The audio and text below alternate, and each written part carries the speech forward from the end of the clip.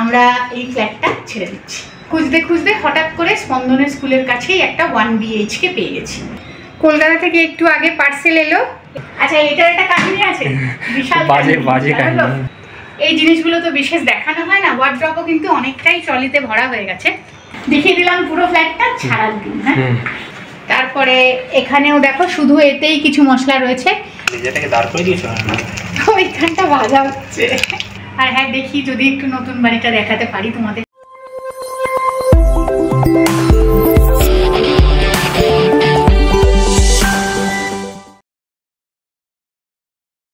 Very good morning সকলকে, welcome back to গানে আড্ডায়।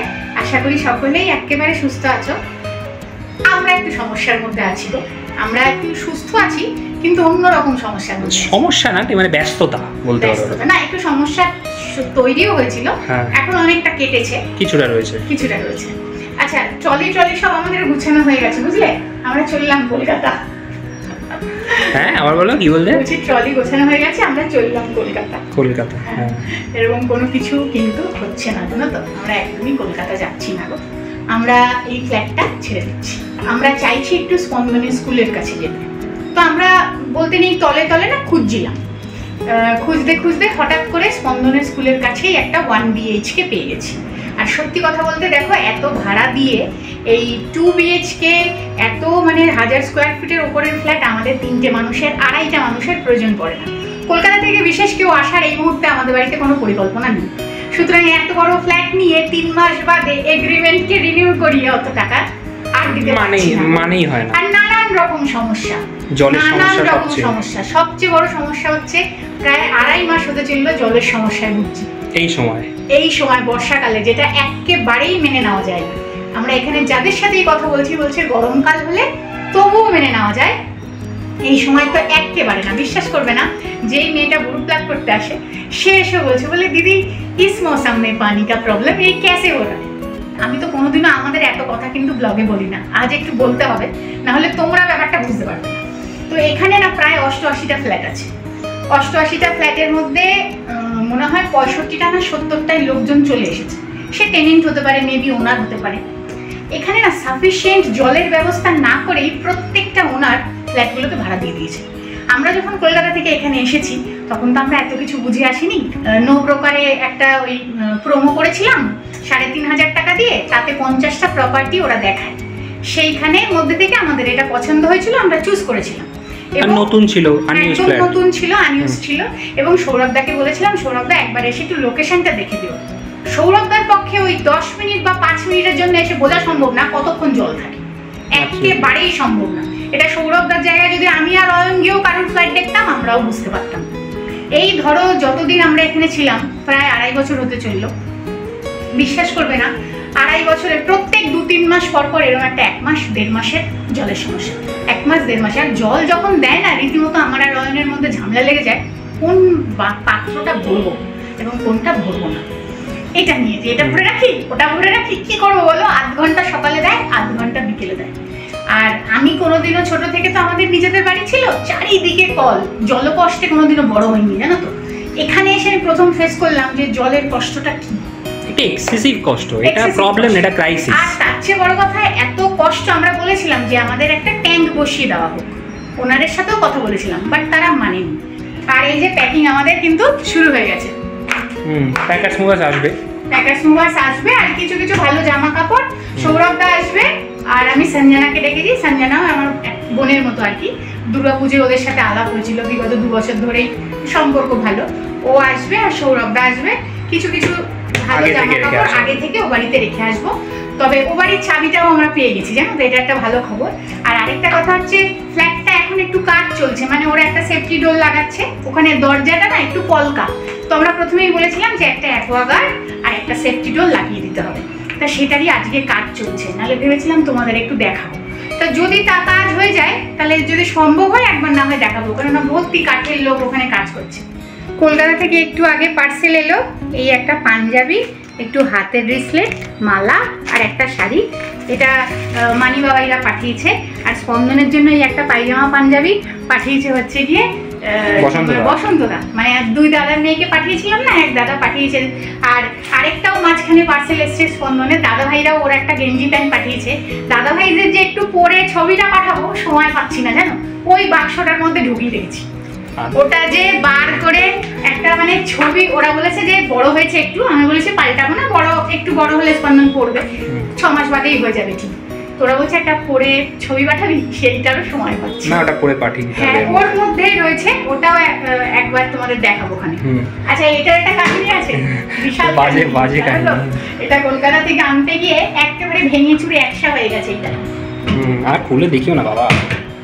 কি করেছিলাম জানো, এই 2.5 বছর এটাকে এরকম লম্বা করে শুয়ে দিয়েছি, শুয়ে দিয়ে একটা সুন্দর পর্দা দিয়ে ঢেকে, পর্দার কোনাগুলো সেলাই করে টান টান করে ওর উপরে পুরো কম্পিউটার সেটআপটা আমাদের বেডরুমে থাকতো। তো যাই হোক, এবার এটাকে কিচেনে রাখতে, এবার এর কাজ আলাদা। হ্যাঁ, কেননা এবার এর কাজ আলাদা, কেননা এই আলমারিটা তো আর পাবো না, এটা ওনাতে, এটাতে এখানেই রেখে যেতে হবে। তো এই জিনিসপত্রগুলো এটাকেই ঠিকঠাক করে রাখবো। চলো, এবার আজকে বেশি কিছু রান্নার তোরজোর নেই। অয়নকে বলেছিলাম কাতলা মাছ আনতে, ও একেবারে নিয়ে এসছে 7-8 টুকরো মাছ, ঢালাও ঝোল করে রেখে দেবো। 2 দিনের মাছের ঝোলটা থাকলে একটু ভাত কুটিয়েও খেয়ে নেওয়া যায়। মোটামুটি আমাদের ওয়ার্ড্রপও অনেকটাই ফাঁকা হয়ে গেছে। এই জিনিসগুলো তো বিশেষ দেখানো হয় না, ওয়ার্ড্রপও কিন্তু অনেকটাই ট্রলিতে ভরা হয়ে গেছে। আর এদিকটায় কিছু নেই গো, এদিকটায় বালিশ বিছানা, এদিকটায় বালিশ বিছানা, আর নিচে হচ্ছে গিয়ে আমার কিছু চুড়িদার আর ব্লাউজ। মানুর খেলনা আছে, সেগুলো শর্ট আউট হয়ে গেছে। আর ঠাকুর, বুক সেলফ, এগুলো তো প্যাকার্স মুভার্সে নিয়ে যাবে। আমরা শুধু বই খাতা, আমার হারমোনিয়াম, ভালো জামা কাপড় এবং মানুর খেলনা আর রান্নাঘরের কিছু টুকটাক জিনিসপত্র আগে থেকে গিয়ে রেখে আসবো। আসো বেডরুমটা দেখাই, এই বাড়িটা ছেড়ে যাবো তো এখন দেখি। বেডরুমের এই আলমারি ওরা নিয়ে যাবে, এই আলমারিও অনেকটা ফাঁকা। এখানে থাকে হচ্ছে আমাদের সবসময় পরার জামা কাপড়, এবং নিচে থাকে হচ্ছে গিয়ে বিছানার চাদর, বালিশের ওয়ার, এই জিনিসগুলো। এখানে এখন আপাতত কম্পিউটারটা রাখা আছে, এখানে কম্পিউটার সেন্টার টেবিলে রেখেছি। এইখানেই না লম্বা করে ওই আলমারিটা শোয়ানো থাকতো, এবং এর উপরে আমাদের কম্পিউটার প্রিন্টার সব থাকতো। আমরা এখান থেকে বসেই যখন মুভি টুভি দেখা হতো দেখতাম। খাটে আমাদের জায়গা চলে গেছে, জায়গা নেই, ক্যাপচার হয়ে গেছে। আর আরেকটা দেখাই, মানে মধ্যবিত্ত ঘরে মানুষ হয়েছে তো, কিভাবে কোনটা ম্যানেজ করে করতে হবে। আমাদের যখন একটা ছোট খাট ছিল, আমার বাবা একটা বেঞ্চ বানিয়েছিল খাটের মধ্যে, জানো তো, ওই বেঞ্চটা পাশে রেখে খাটটাকে বড় করেছিল, কি না বাবা ঠিক পা মেলে শুতে পারতো না, সেই কারণে। তো আমরা এই খাটটাকে আপাতত ঠিক করেছি, বন্ধ করে রেখে দেবো, এটা আর পাতা হবে না, ওটা যেহেতু 1 BHK। আর ওই খাটটাতে আমরা শোবো, কিন্তু আমার মনে হচ্ছে ওই খাটটাতে আমাদেরও একটু কায়দাবাজি করে বড় করতে হবে, না হলে অয়ন ঠিক শুতে পারে। আচ্ছা, আরেকটা জিনিস দেখাই, এই দেখো এত জলের কষ্টা, ওই একটা 100 লিটারের ড্রাম কিনে ছেড়ে দিয়েছে। একটা এই 100 লিটারের জলে না, সেটা ভরাও যায় না সবসময় ভরা যায় না, 8 ঘন্টা না জলের স্পিডও থাকে না, যে কি কষ্ট যে ভোগ করছি না গো। চারিদিকে আজকে বড় অগোছালো, আজকে কিন্তু গুছানো ব্লগ আমরা একেবারে দিতে পারবো না। এখানে দেখেন, এর মধ্যে কিছু সবসময় পরার জামা কাপড় নেব। এগুলো জানো তো কি, আমার ওই বড় কুশান কভার। হ্যাঁ, এগুলো বেশ সুন্দর চেন টানা, এবং এগুলো তো আমি কেচে আলমারিতে থাকতো। এগুলোর মধ্যে না এই দেখো বলে পড়েছি বিছানার চাদর। হ্যাঁ, দেখো এটা বিছানার চাদর। এখানে আছে আসন, table cloth, pillow cover, chair cover, আর এখানে আছে বালিশ কভার, চাদর, টেবিল ক্লথ, সাদা পর্দা, যা যা করেছি সব লিখে রেখেছি। এরকম আরও 3-4টে আছে, এর মধ্যেও জামা কাপড় ভরে নেব। ওরা দুজন একটু গাড়িটা নিয়ে, ওরা বলেছে 2-3 বার যেতে, ওদের কোনো সমস্যা নেই, আমরা এগুলো গিয়ে রেখে আসবো। দেখো, প্যাকার্স মুভার্সকে পয়সা দিচ্ছি, অনেকেই ভাবতে পারে যে প্যাকার্স মুভার্সকে তো পয়সা দেওয়া হচ্ছে, নিজেরা খাটবো কেন। একটু বলে দিই কেন খাটবো। একসাথে 20টা পেটি যখন একটা সিঙ্গেল BHK ফ্ল্যাটে গিয়ে উঠবো, মাথা সামলাতে পারবো না, কোন কি আছে। 2 BHK তে কি হয়েছিল, আমরা যখন পুনে থেকে এসেছিলাম। হ্যাঁ, তার চেয়ে বড় কথা হলো, দেখো ওই তোমার তখন একসাথে যাবো, ঠিক তারপর পরে পুজো, তারপরে পরে স্পন্দনের পরীক্ষা, রুটিনও দিয়ে দিয়েছে। তা সেই সময় আমার ওই 20টা পেটির খাটনির থেকে আগে থেকে খাটনিটা ভাগ করে নেওয়া ভালো। আর দেখো, বলতে কোনো দ্বিধা নেই, আমাদের বাড়িতে কোনো মেড নেই, সব কাজ আমি আর অয়নি। অফিসের সাথে সাথে যেহেতু ওয়ার্ক ফ্রম হোম, যেদিনও যেতে হয়, যেদিন হয় না বাড়ির কাজ আমরা দুজনে মিলেই ভাগ করে নিই। বলতে তো কোনো লজ্জা নেই, কেন বলো তো, ধরো যত কাজ করা যাবে হাত পা তত সজল থাকে, তাই না। এবং সবচেয়ে বড় কথা, যেটা আমাদের মতন মেয়েদের ক্ষেত্রে অসুবিধা হয়, যে একটা ছেলে মেয়ে হয়ে যাওয়ার পর শরীর ভারী হয়ে যায়, কাজ ঠিকঠাক করা যায় না, হয় না।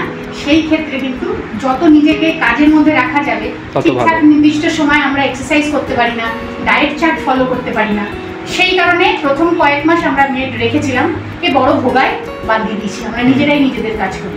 আমরা ভাবলাম ওখানে গিয়ে একসাথে 20টা পেটি খোলার থেকে কাজটা ভাগ করে নিই, আগে থেকে কিছুটা গুছিয়ে নিই, ওখানে গিয়ে কিছুটা গোছানো। চলো চলে আসি রান্নাঘরে, দেখিয়ে দিলাম পুরো ফ্ল্যাটটা ছাড়ার দিন। হ্যাঁ, ছাড়ার আগে এখন দেরি আছে, 3-4 দিন হাতে সময় আছে।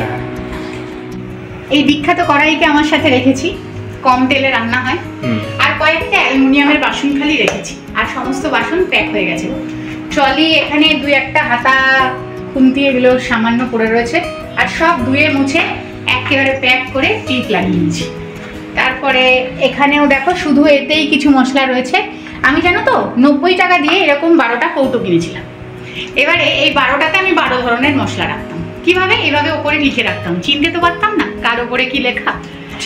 লেখা চিনতে পারতে, মানে দেখে বুঝতে পারতে? হ্যাঁ, মানে চিনতে পারতাম না কি হিসাবে, ধরো সব কৌটো যদি এভাবে রাখা থাকে তুমি বুঝবে কি করে কার মধ্যে কি মশলা।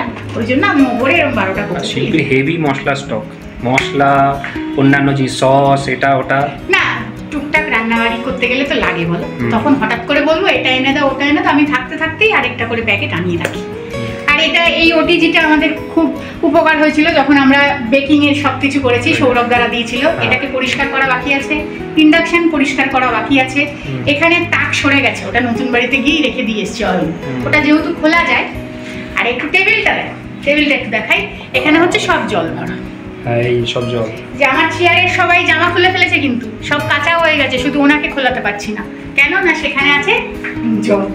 এত জলের কষ্টে থাকা যায় বলো তো? আমরা বলে এগ্রিমেন্ট অবধি অপেক্ষা করেছি, অন্য কেউ হলে এগ্রিমেন্টের আগেই চলে যেত। আর সত্যি কথা বলতে যখন কলকাতা থেকে এখানে এসেছি, ধরো এখানের বাজার মূল্য কত, তোমার গাড়ি ভাড়া কত, স্পন্দনকে স্কুলে ভর্তি করতে গেলে কত টাকা লাগবে, এত কিছু ভেবে তো আসিনি। সমস্ত কিছুটাকে অ্যারেঞ্জ করে অয়নের একা রোজগারে সবকে এত তাড়াতাড়ি করে ওঠা যায় বলো তো? ওই জন্য দুজনে মিলে কষ্ট করে ঠিক আছে 2 বছর হোক, তারপরে এগ্রিমেন্টের আগেই 3 মাস এখনো হাতে ছিল, তার আগেই আমরা ছেড়ে নিচ্ছি।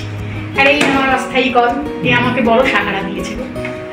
আশা করি আর ওখানে গিয়ে লাগবে না, আশা রাখা যায়। কপাল তো আমাদের খুবই ভালো, অনেক ক্ষেত্রে ভালো ফলও ঘটে, আবার অনেক ক্ষেত্রে অনেক চেষ্টা করার পরেও ভালো ফল হয় না। তো ওখানে গিয়েও আবার হয়তো জলের সমস্যায় পড়তে পারি, একে ছাড়ছি না, সাথে রাখছি।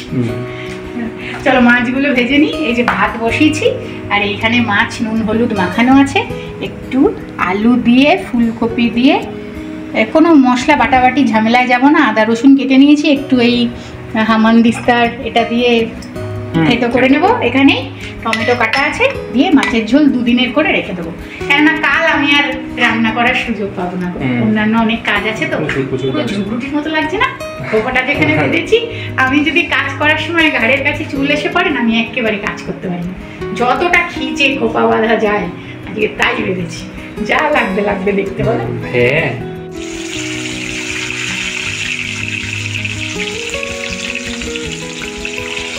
যেটাকে দাঁড় করে দিয়েছো ওইখানটা ভাজা হচ্ছে মশলা। এই কৌটোগুলো সব ফেলে দিয়েছি। ওই যে তোমাদের বললাম না যে 90 টাকায় 12টা বাকি ছিল, তো প্রায় তো 1.5-2 বছর ব্যবহার করলাম। ওই প্লাস্টিকগুলো তো বিশেষ ভালো হয় না, আর ব্যবহার করবো না, এই কটা যাবার সময় ফেলে দিয়ে যাবো। আর এগুলো যেগুলো ছিল, এই পুরোনো কৌটো, এই আইসক্রিমের কৌটো এর মধ্যে রাখা আছে। তো এই কৌটোগুলো সব কাকিমাদের ঘরে যে মাসি কাজ করে, 2টো ননস্টিক ছিল, ব্যবহার হতো না, লিড দেওয়া। একটা কড়াই ছিল, একদিকে হ্যান্ডেলটা ভেঙে গেছিলো, পাল্টে অন্য আরেকটা হ্যান্ডেল লাগিয়ে নিয়ে এসেছিলো, সেটাও বেশ ভালো ছিল। সেগুলো সব তাকে দিয়ে দিয়েছি, ওগুলো আর বয়ে নিয়ে যাবো না, শুধু ওই জন্যই একটা। হ্যাঁ, সব কিছুই ব্যবহার করতে পারবে। আর যেই জিনিসটা ব্যবহার করার মতো নয়, সেটা একমাত্র আছে আমার কাছে এই কড়াইটা, কিন্তু এটা তো আমার মার, এটা আমি যতদিন পারবো ততদিন করবো। এখানে কিন্তু ফুলকপিটাকে ভাপ দিয়ে সিদ্ধ করে রেখেছি, আদা রসুন লঙ্কা টমেটো। চলো লেজা ওইদিকে ভাজা সম্ভবত হয়ে গেছে। তেল তো গরমই আছে, তার মধ্যে দিয়ে দিলাম কালো জিরা। আরে এই যে তোমার 250 যে জিনিসগুলো প্যাকেটগুলো দেয় না, অনেককে বলেছিলাম তুমি নিয়ে এসো, তো ও 15-16টা এই নিয়ে এসছে। এবার যেই প্যাকেটের যে কৌটো যে মশলা বাকি আছে সব এতে ভরে গার্ডার মেরে আইসক্রিমের ডিব্বায় ভরে দিচ্ছি। ওখানে গিয়ে নতুন ডিব্বা কিনে, আমি আর ডিব্বা বলি গো, কৌটো বেরোয় না। তারপর কালো জিরা এদিকে হয়ে গেছে, এবারে আগে আলুটা ভেজে নেব। আলুগুলো ভাজা হয়ে গেছে, এবারে ফুলকপিগুলো এর সাথে একটু ভেজে নেব। ভাপ দিয়ে জল ঝরানো আছে, আর আলুতে কিন্তু পর্যাপ্ত নুন হলুদ দিয়ে দিয়েছি। সময় থাকলে দুটো আলাদা ভাজতাম, আজ আর সময় নেব। এর সাথেই টমেটোগুলোও দিয়ে দিলাম, কাঁচা লঙ্কাও দিয়ে দিলাম।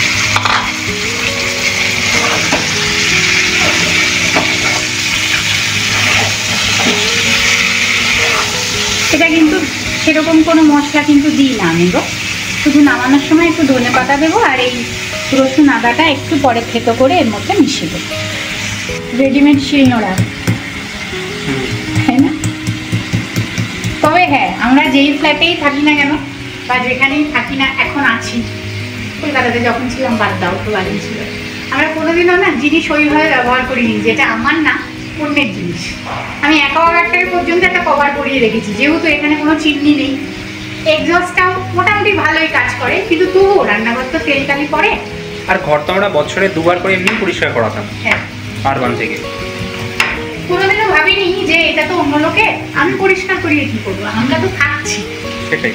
আর আমার এই জিনিসটাও যে আমি এখানে যে রেখে সন্তর্পণে করি, জানো তো, যাতে এটা ছিঁড়ে না যায় বা জোরে প্রেশার হলো ফেটে না যায়, যার জিনিস তার তো ক্ষতি হবে, কখনো ভাবি না। আর সেখানে দেখো একটা ট্যাঙ্কও বসায়নি, কি জলের কষ্ট। আদাটা পুরোটা থেতো করেছি, রসুনটা 3-4 কোয়া রেখে বাদ বাকিটা করে নিয়েছি, কেননা ওটা একেবারে নামানোর আগে দেবো। দিয়ে ভালো করে ভাজবো। নুন আর হলুদ দিয়েছি, আর কোনো মশলা দিইনি। ফোড়নে কিন্তু দিয়েছি শুধু কালো জিরা।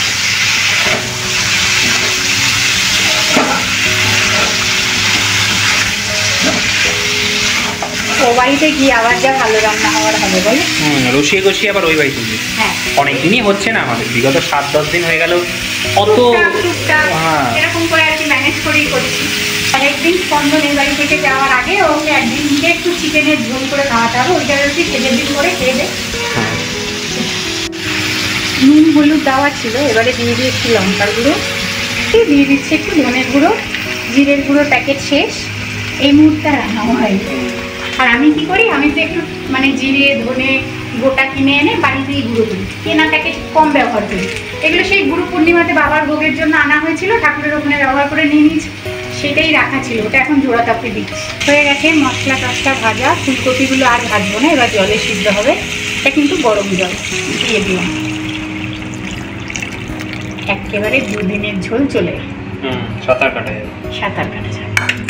এবারেই দেখো, এই হচ্ছে লাস্টে মেশাবো একটুখানি চালের গুঁড়ো আর ওই 3 কোয়া রসুন থেতো করে রেখেছি, ঝোল দিয়ে এটাকেই সুন্দর করে মিক্স করে নেব, গুলে নিয়ে মাছের ঝোলটায় মিশিয়ে দেবো। আর দেবো একটু ধনে পাতা। অন করতে করতেই শিল্পী ঠেলে দিয়েছে মিশ্রণটা। না, আমি বুঝিনি যে তুমি আবার অফ করে দিয়েছো। ঠিক আছে, এবার কি আরো ফুটবে? না, এবার একটু ধনে পাতা ছিটিয়ে কিছুক্ষণ চাপা দিয়ে রেখে ব্যাস গরম গরম ভাতের সাথে খেয়ে নিলেই হলো। না, ভালো হয়েছে। সোনাইয়েরও স্কুলের ছুটির সময় হয়ে গেছে, আজকেও আসলেই খেতে হবে, এত আনুষঙ্গিক কাজ আজকে আর সময় ম্যানেজ করে আগে খাওয়া হয়নি। দিয়ে দাও ধনে পাতা দিয়ে দেবো, ধনে পাতাটা বার করে কোচাতে হবে, কোচানো। ঠিক আছে, তাহলে ওটা আজকে থাক, ওটা যে থাকলো, ধনে পাতাটা আমরা দিয়েই তারপর কিন্তু খেও। আর আমি কিন্তু বললাম আমার অনেক মশলা স্টক থাকে, অনেক মশলা আমার কাছে থাকে, কিন্তু যে কজন যেটুকু আমার রান্না দেখেছো, আমি সবসময় চেষ্টা করি ঘরে সবার কাছে যে মশলা থাকে সেটা দিয়ে রান্না করতে। আমার কাছে যাই থাকুক না কেন, আমি সেটা কি খাচ্ছি কি না খাচ্ছি, কিন্তু আমি যেগুলো দেখাই চেষ্টা করি যে তাতে যেন যেগুলো সকলের কাছে থাকে সেরকম মশলা দেওয়া যায়, অ্যাভেলেবেল সব সময়। একদম একদম। আর দেখো, কিছু রান্না ওরকম স্পেসিফিক্যালি থাকেই যে একটু ওই মশলাগুলো না হলে হবেই না, কিন্তু রোজ তো আর তা লাগে না বল। তো যাই হোক, তোমরা যখন খাবে অবশ্যই একটু ধনে পাতা ছিটিয়ে খেও। ভিডিওটাও আজকে এখানে শেষ করছি, ভালো লাগলে একটা লাইক করে দিও। খুব তাড়াতাড়ি আবার নতুন ভিডিও নিয়ে দেখা হচ্ছে। আর হ্যাঁ, দেখি যদি একটু নতুন বাড়িটা দেখাতে পারি তোমাদের। তাহলে আজকের মতো একটু